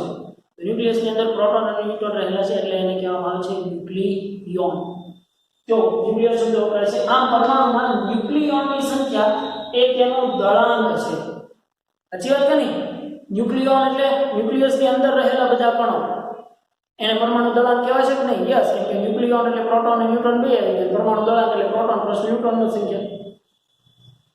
તો ન્યુક્લિયસના પ્રકાર અથવા તો જાતને ન્યુક્લાઇડ કહેવામાં આવે છે. તેને XZA દ્વારા દર્શાવવામાં આવે છે, જ્યાં X તેના પ્રકારની રાસાયણિક સંજ્ઞા છે, જે આપણે દર્શાવીએ છીએ કોઈ X પરમાણુ હોય તો એમ. ઉદાહરણ તરીકે સોનાનું ન્યુક્લિયસ કે જેને 79197 AU વડે દર્શાવે છે, જ્યાં 197 ન્યુક્લિયોન ધરાવે છે, જેમાં 97 પ્રોટોન છે અને બાકીના 118 છે ન્યુટ્રોન છે. તત્વના સમસ્થાનિકોનું બંધારણ હવે સહેલાઈથી સમજી શકાય છે. આપેલ તત્વના સમસ્થાનિકના ન્યુક્લિયસ સમાન સંખ્યાના પ્રોટોન ધરાવે છે, પરંતુ તેમાંની ન્યુટ્રોન સંખ્યામાં જુદા પડે છે. મતલબ સમાન પ્રોટોન ધરાવે છે પણ ન્યુટ્રોનની સંખ્યાથી જુદા પડે છે, એટલા માટે એને એકબીજાના કેવા કહેવામાં આવે છે, સમસ્થાનિકો. દાખલા તરીકે ડ્યુટેરિયમ કે જે હાઇડ્રોજનનો સમસ્થાનિક છે, તે એક પ્રોટોન અને એક ન્યુટ્રોન ધરાવે છે. તેનો બીજો સમસ્થાનિક ટ્રિટિયમ એક પ્રોટોન અને બે ન્યુટ્રોન ધરાવે છે. એક પ્રોટોન અને બે ન્યુટ્રોન. તો આ બધા આધારે એકબીજાના કેવા થાય ભાઈ, સમસ્થાનિકો કહેવામાં આવે છે. એટલે ખાસ યાદ રાખો, આવશો લખી નાખજો. સમસ્થાનિકો એટલે Z સમાન અને એક જુદા જુદા, મતલબ ન્યુક્લિયોન જુદા જુદા અને પ્રોટોન સમાન. તત્વ સોનું 32 સમસ્થાનિકો ધરાવે છે, જેના દળાંક A = 173 થી 204 સુધીના છે. તો વિચાર કરો, કુલ 32 સમસ્થાનિકો ધરાવે છે અને એના આધાર ઉપર જ સોનાની શુદ્ધતા ઉપર કસોટી થાય છે. સોનાની શુદ્ધતા ઉપર કસોટી થાય મતલબ કે આપણે જે 24 કેરેટ ને 25 કેરેટ ને બધું કેરેટ તો હોય, 24 કેરેટ ને 22 પોઈન્ટ સમથિંગ કેરેટ ને બધું ગણીએ છીએ. શેની ઉપરથી નક્કી થાય છે? એના સમસ્થાનિકો ઉપરથી નક્કી થાય છે. સોનાની ગુણવત્તા એના સમસ્થાનિકો ઉપરથી નક્કી થાય છે. આપણે અત્યારે માર્કેટની અંદર ઘણા બધા હાઈ નીકળ્યા છે કે આપણે રોઝ ગોલ્ડ ને પિંક ગોલ્ડ ને બરોબર સિલ્વર ગોલ્ડ ને એવા બધા ગોલ્ડમાં આપણે પડી ગયા છે, પણ આપણે એ બુદ્ધિ નથી આવતી કે સાચું ગોલ્ડ છે એ યલો ગોલ્ડ કહેવાય. રોઝ ગોલ્ડ એટલે સાચું ગોલ્ડ જ કહેવાય, પણ એ ગોલ્ડની સમસ્થાનિકતામાં નીચલા ક્રમે છે. એનો બહુ મોટો જબર ચાર્ટ છે, એની અંદર આપણે અત્યારે ચર્ચા નથી પડવું. પણ કહેવાનો મતલબ એ કે સોનું છે એ સોના જેવું તત્વ પણ 32 સમસ્થાનિકો ધરાવે છે. આપણે જણાવેલું છે કે તત્વના રાસાયણિક ગુણધર્મો તેના ઇલેક્ટ્રોનિક બંધારણ પર આધારિત છે. સમસ્થાનિકના પરમાણુઓને એક સમાન ઇલેક્ટ્રોન બંધારણ હોવાથી તેઓ રાસાયણિક વર્તણૂક એક સમાન આપે છે અને તેઓ આવર્ત કોષ્ટકમાં એક જ સ્થાને રહે છે. આપણે વાત કરી હવે. આમ એક સમાન દળાંક A ધરાવતા બધા ન્યુક્લાઇડને સમદળીય કહેવામાં આવે છે, આઇસોબાર. ઉદાહરણ તરીકે હાઇડ્રોજન અને હિલિયમનું ન્યુક્લાઇડ આઇસોબાર. ખાસ આ વસ્તુ લખી નામ કરીને આઇસોબાર. આઇસોબારમાં શું છે તો કે આઇસોબારમાં એ સમાન પરમાણુ દળાંક સમાન, પરંતુ Z છે એ કેવો હોઈ શકે? જુદા જુદા હોઈ શકે. ફોર એક્ઝામ્પલ અહીંયા વાત કરીએ જેમ આ એક હાઇડ્રોજનનો સમસ્થાનિક છે ટ્રિટિયમ. ટ્રિટિયમ હાઇડ્રોજનનો સમસ્થાનિક છે અને હિલિયમનો બીજો સમસ્થાનિક કયો છે? ખરેખર 2,4 આવે ને, પણ હિલિયમનો બીજો સમસ્થાનિક છે. તો આ બંને એકબીજાને કેવા છે? આઇસોબાર થયા કહેવાય. કેમ કે બંનેના પરમાણુ દળાંક છે એ કેવા છે? સરખા છે. બંનેના પરમાણુ દળાંક સરખા છે, પણ પરમાણુ ક્રમાંક છે એ કેવા છે? જુઓ જોઈએ, જુદા જુદા છે. તો આને કહેવામાં આવશે એના આઇસોબાર કહેવામાં આવશે, સમદળીય ન્યુક્લિયર. એક સમાન ન્યુટ્રોન સંખ્યા n ધરાવતા હોય પરંતુ પરમાણુ ક્રમાંક Z જુદા જુદા હોય તેવા ન્યુક્લિયોને આઇસોટોન કહેવામાં આવે છે. આઇસોટોન આ પણ લખી નાખજો ખાસ. આઇસોટોન. આઇસોટોન કોને કહેવામાં આવે છે? તો કે ભાઈ આઇસોટોનની અંદર સમાન ન્યુટ્રોન સમાન પરંતુ પરમાણુ ક્રમાંક Z કેવો હોય? Z જુદા જુદા હોય એને એકબીજાના આઇસોટોન કહેવામાં આવે છે. દાખલા તરીકે 80 198 Hg અને 79 197 Ag. હવે તમે જુઓ, આમાંથી આ સંખ્યા બાદ કરો તો આમાંથી આ સંખ્યા બાદ કરો તો તમને ન્યુટ્રોનની સંખ્યા બંનેમાં કેવી જોવા મળશે? સરખી જોવા મળશે. ન્યુટ્રોનની સંખ્યા સમાન એટલે એને કહેવામાં આવશે આઇસોટોન. પરમાણુ દળ સમાન એટલે આઇસોબાર. પરમાણુ ક્રમાંક સમાન એટલે આઇસોટોપ્સ. આઇસોટોપ, આઇસોબાર અને આઇસોટોન આ ત્રણ વસ્તુ છે અને ખાસ કંઈક સરખી રીતે નોંધી લેવાની છે. ક્લિયર? તો હવે આપણે આગળ ચર્ચા કરીએ ન્યુક્લિયસનું બંધારણ. જેની ચલો કે સરખામણી આપણે પરમાણુ બંધારણ ભણ્યા હતા એની જેવી જ વાત છે. બરાબર? ન્યુક્લિયસનું પરિમાણ. હવે આ ન્યુક્લિયસનું પરિમાણ સમજતા પહેલા આપણને યાદ હોવો જોઈએ રધરફોર્ડ અને ગેઇગર માસ્ટરનો પ્રયોગ જે છે એ આપણને આખી રીતે યાદ હોવો જોઈએ. એની અંદર આપણે જોયું હતું કે ભાઈ સોનાના બળદ ઉપર આપણે આલ્ફા કણોનો મારો ચલાવ્યો હતો. ત્યારે હવે કેવું કંઈ નહીં. તો ત્યાં આપણે આલ્ફા કણોનો મારો ચલાવ્યો હતો. એની અંદર જોયું હતું કે જે આલ્ફા કણો યુઝ કર્યા હતા એ આલ્ફા કણોની એનર્જી જે છે એ 5.5 મેગા ઇલેક્ટ્રોવોલ્ટ ક્રમની હતી. રધરફોર્ડ વિશે જાણીએ છીએ ને, રધરફોર્ડને ખૂબ સારી રીતે ઓળખી ગયા આપણે કે એને શું શું કાંડ કરેલા છે. બરોબર? પણ એ કાંડે એવા છે કે અત્યારે આપણે ભણવા જ પડે છે. બરોબર? બાકી અમુક જે તમે મેં કરેલા કાંડો છે એ ક્યારેય ક્યાંય ભણવામાં નહીં આવે. પણ અહીંયા ખૂબ સારા એવા કાંડોની ચર્ચા થઈ રહી છે. આપણે એવા કોઈ ખરાબ કાંડની વાત નથી કરતા. તો રધરફોર્ડ દ્વારા જે આલ્ફા કણોનો મારો ચલાવી અને ન્યુક્લિયસની મહત્તમ નજીક આપણે જેને ડિસ્ટન્સ ઓફ ક્લોઝેસ્ટ એપ્રોચ કહેતા હતા, તો એ ડિસ્ટન્સ ઓફ ક્લોઝેસ્ટ એપ્રોચ આપણને દેખાડતું હતું કે ભાઈ આ આલ્ફા કણ છે એ સોનાના ન્યુક્લિયસની એટલો મહત્તમ નજીક જઈ શકે છે. તો એ જે મહત્તમ નજીક જઈ શકવાની ઘટના છે એના આધાર ઉપરથી એનું જે minimum distance of closest approach છે એ આપણે જ્યારે કંઈક મેળવ્યું હતું હોય યાદ હોય તો એ જે ક્લોઝેસ્ટ એપ્રોચ જે છે એ લગભગ બરાબર 4×10⁻14 મીટર જેટલું હતું.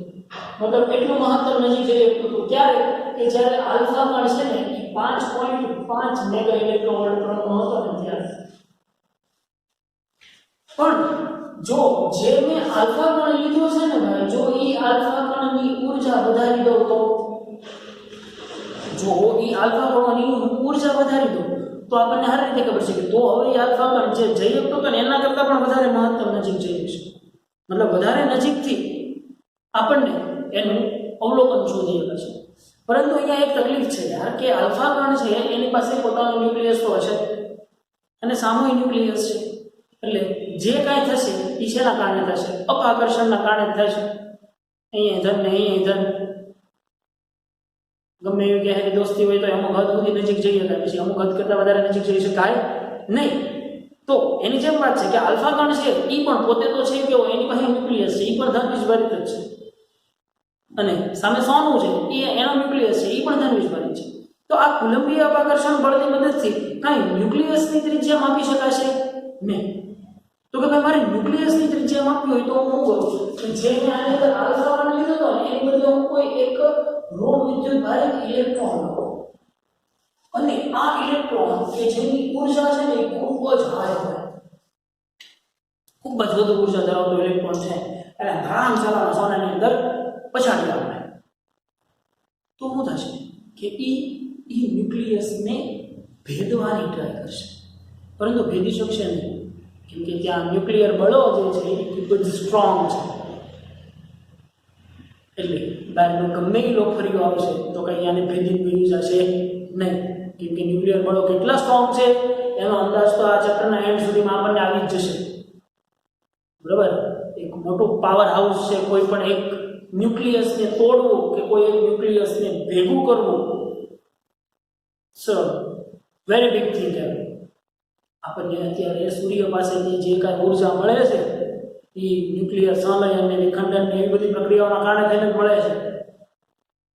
તો તમે સમજી શકો કે એક હિલિયમ જેવા કણમાંથી પ્રોટોન ન્યુટ્રોન દૂર કરવા એટલે ભીંગ પડી જતી હોય તો કંઈ તમે એક હળી ગયેલું ઇલેક્ટ્રોન છે એને ભટસરાનો ઘા કરશો તો કંઈ ન્યુક્લિયસના ટુકડા કરી દે નહીં, ન્યુક્લિયસના ટુકડા એટલી આસાનીથી થાય એમ નથી.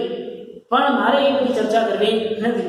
ન્યુક્લિયસની અંદર આ આલ્ફા કણોના પ્રયોગની અંદર આલ્ફા કણની જગ્યાએ આપણે હારે વધુ એનર્જી ધરાવતા ઇલેક્ટ્રોન્સનો મારો ચલાવવામાં આવ્યો ત્યારે પ્રયોગો ઉપરથી ન્યુક્લિયસની જે ત્રિજ્યા છે એ મને કંઈક આવી મળી.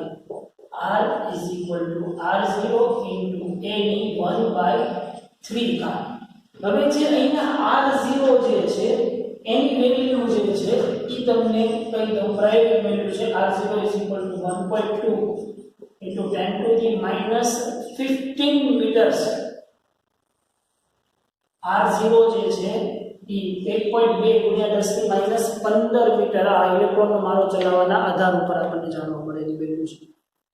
બરોબર, એટલે આપણે એ પ્રાયોગિક વેલ્યુ છે એટલે આપણે એને એક્સેપ્ટ જ કરીને ચાલવું પડશે અને અત્યારે કોઈ જાતની કેલ્ક્યુલેશન આપણે પ્રૂફ કરવાની જરૂર છે નહીં. તો હવે આની ઉપરથી એમ ખબર પડી કે હવે R0 તો કોન્સ્ટન્ટ વેલ્યુ છે તો તમને એમ થાય ને કે ન્યુક્લિયસની ત્રિજ્યા R પ્રોપોર્શનલ ટુ A ની 1/3 થઈ કહેવાય. તો જો કોઈ પણનું ઘનમૂળ A ની 1/3 એની પર આધાર રાખે છે.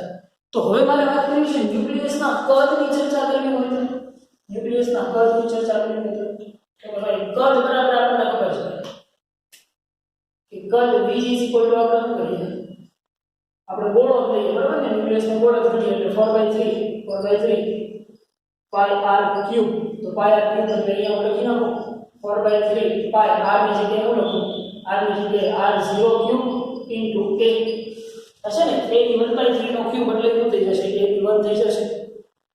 તો તમને એમ ખબર પડી કે અહીંયાથી કે તો ભાઈ ન્યુક્લિયસનું કદ જે છે એ એના પરમાણુ દળાંકના સમપ્રમાણમાં છે. ન્યુક્લિયસનું કદ જે છે એ એના પરમાણુ દળાંકના સમપ્રમાણમાં છે. પરંતુ ન્યુક્લિયસ ઘનતા કે જેને ρ આપણે m/v વડે દર્શાવશું એ ન્યુક્લિયસ ઘનતા છે હંમેશા કેવી રહેશે, અચળ રહેશે.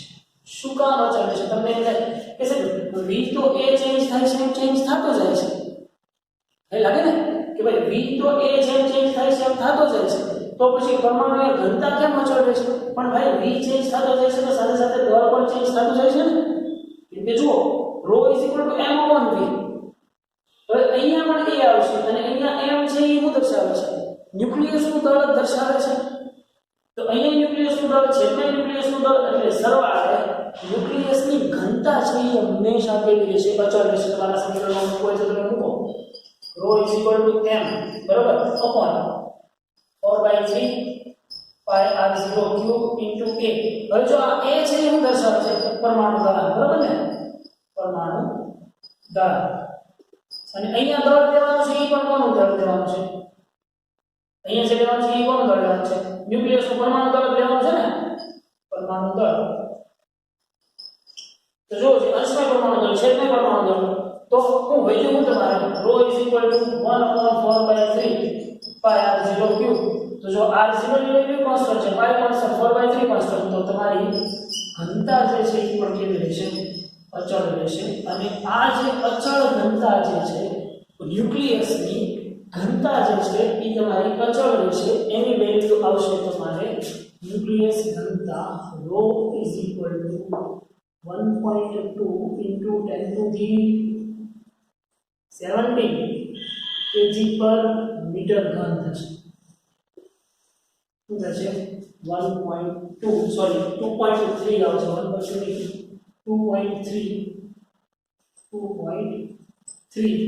into 10 to the plus 17 kg per meter ઘન. હવે તમને એક વસ્તુ ખબર પડે કે પાણી છે, પાણીની ઘનતા કેટલી છે?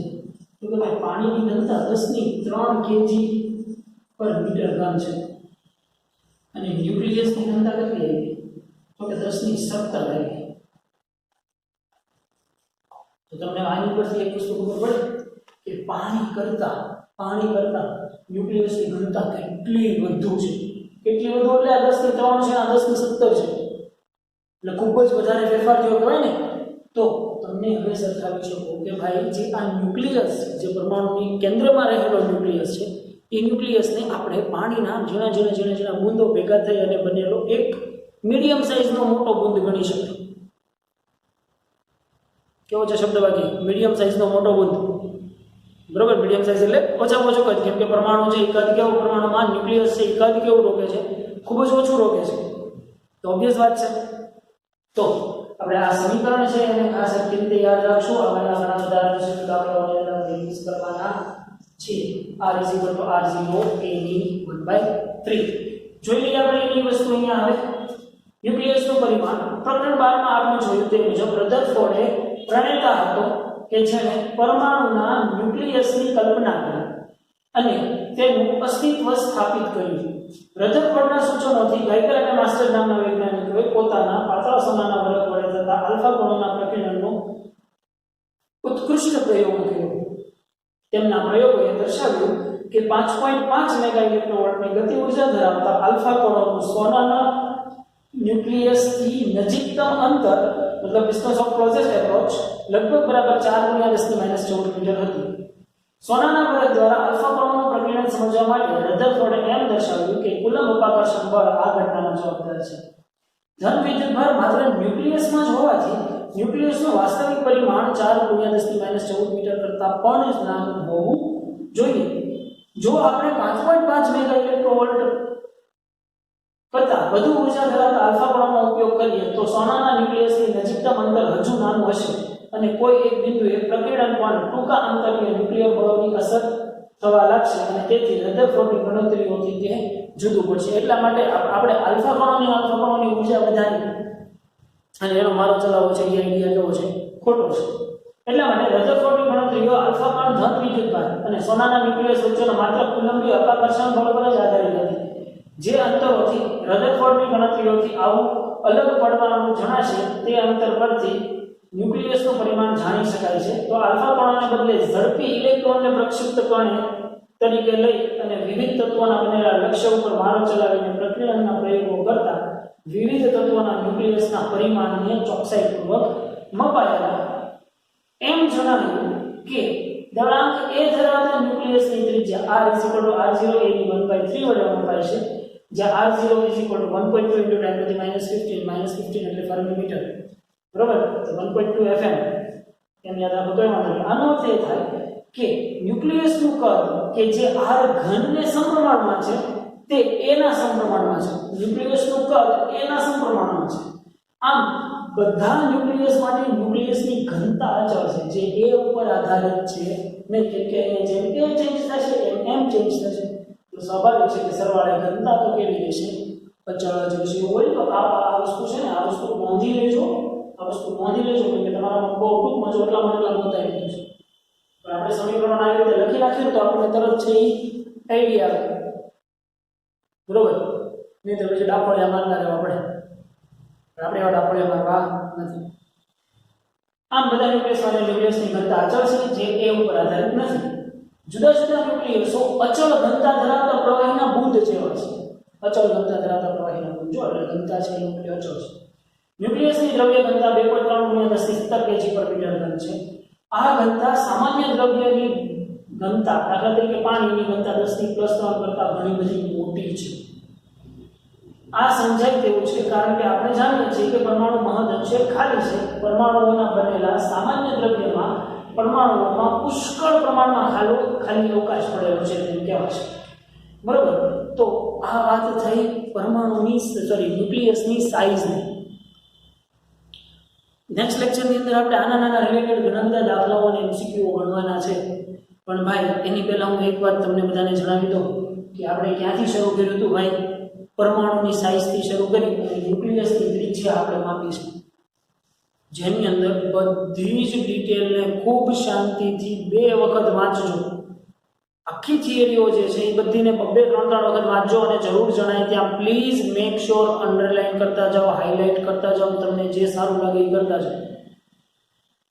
પણ આ ચેપ્ટર છે એમાં અમુક થિયોરિટિકલ પોઈન્ટ છે એ તમને ખાસ ક્લિયર હોવા જોઈએ કે જેની મદદથી આગળ બધી વસ્તુ ક્લિયર થાય છે. બાકી અહીંયા જો નાની વાતો ભૂલાઈ જશે ભાઈ તો આગળ જતા એ વસ્તુ તમને હેરાન કરશે.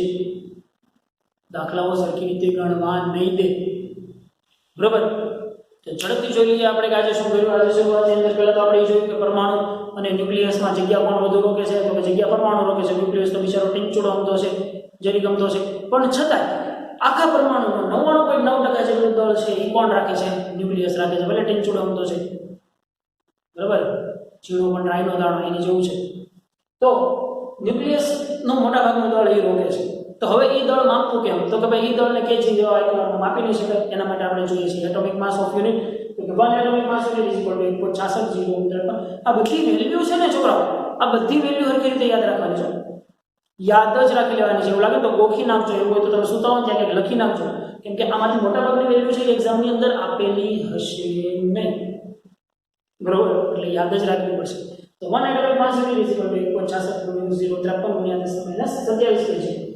પણ હવે પાછો એક પ્રશ્ન થયો કે ભાઈ ક્લોરીન જેવા તત્વ છે એની પાસે 2 સમસ્થાનિક છે, તો બેયના એટોમિક માસ યુનિટ તો જુદા જુદા આવે છે. તો કે બેયના એટોમિક માસ યુનિટ જુદા જુદા આવતા હોય તો આપણે એની એવરેજ એટોમિક માસ યુનિટ જોતું હોય તો શું કરે? તો કે ભાઈ એનું કુદરતમાં પ્રમાણ કેટલું મળી આવે છે? તો કે એક જે છે x1 કરીને સમસ્થાનિક છે એનું પ્રમાણ 74.4% છે. કોઈ x2 છે એમ કેટલું છે? 24.6% છે. તો આની બેની એવરેજ કાઢવી હોય તો શું કરવાનું? એનો દળ ગુણ્યા એનું પ્રમાણ પ્લસ એનો દળ ગુણ્યા એનું પ્રમાણ. એટલે આને છે ને તમારે આનું સાર્વત્રિક સૂત્ર લખી નાખવું હોય ને, સાર્વત્રિક સૂત્ર, તો તમે આવી રીતે લખી શકો કે m = દળ ગુણ્યા પ્રમાણ પ્લસ દળ ગુણ્યા પ્રમાણ છેદમાં 100. આ સૂત્ર બધાય ફરજિયાત તમારા મટીરીયલમાં લખી નાખવાનું છે. દળ ગુણ્યા પ્રમાણ પ્લસ દળ ગુણ્યા પ્રમાણ જેટલી વખત જેટલા 5 સમસ્થાનિકો હોય તો 5 વખત, 10 સમસ્થાનિકો હોય તો 10 વખત અને ભાગ્યા 100, એટલે તમને એનું એવરેજ દળ મળી જશે.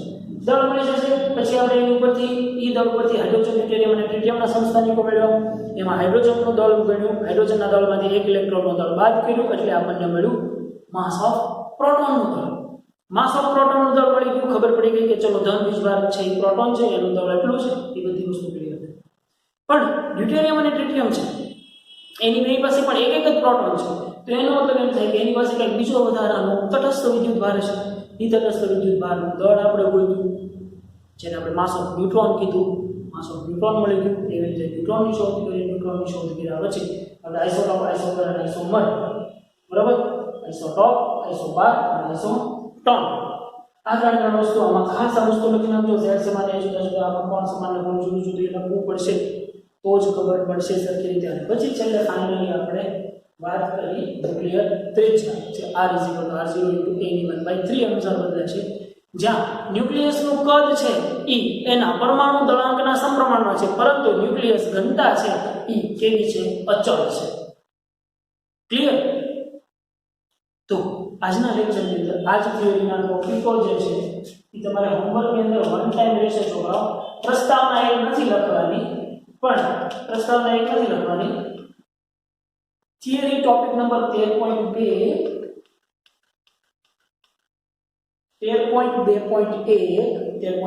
અને 13.2.1 અને 13.2.2 હશે કદાચ, સોરી 13.3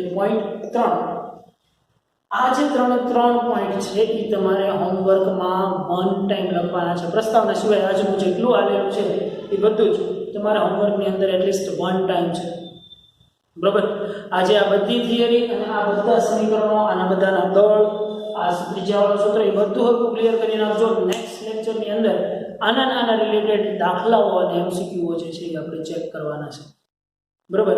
અને છોકરાઓ યસ એક વાત એ પણ હું તમને કીધું કે તમારા મટીરિયલની અંદર આ વખતે ઘણા બધા એવા હ્યુજ એમસીક્યુ આપી દીધેલા છે જે તમને કદાચ હું નહીં પણ ગણાવું. ડાયરેક્ટ ટેસ્ટ માટે સરપ્રાઈઝ હશે.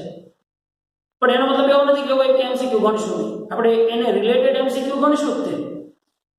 બરાબર. એના જેવો એક એમસીક્યુ ગણશું, પણ એની જેવો કે એનામાંથી થોડો ઘણો ફેરફાર વાળો છે ને એ આપણે નહીં ગણીએ, જેની અંદર તમારે તમારું પોતાનું દિમાગ ચલાવવાનું છે. બરાબર. એટલા માટે મોટા ભાગનું એમ મટીરિયલ છે એ તમારે સોલ્વ કરવાનું થશે. એટલે અહીંની નાની એક વાતો ઉપર તમારે ખાસ આખું ધ્યાન આપવું જ પડશે. તો જ જાતે આપેલા એમસીક્યુઓ જે છે એ બધી વસ્તુ સોલ્વ કરી શકશો. બરાબર. તો આજના લેક્ચરની અંદર રાખીએ અહીંયા સુધી ભાઈ. મળીએ પાછા નેક્સ્ટ લેક્ચરથી.